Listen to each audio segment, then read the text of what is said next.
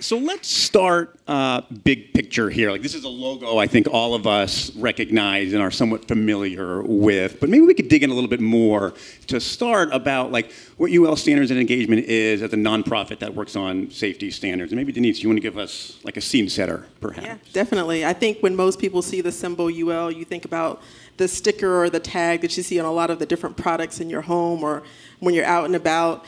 And we are a part of the UL enterprise that focuses on developing standards.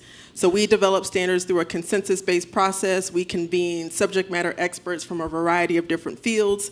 And our goal is to ensure that we are developing standards that provide guidance to the testing, manufacturing, and product designers to ensure that when products are introduced to the marketplace or as products are evolving, new technologies are emerging, like in the case of e-mobility, that there's guidance to ensure that these products are safe. Because the last thing that we want, if you think back to 2015 when that hoverboard came out, is for people to go out there, buy this cool new product, and guess what? It's not necessarily safe.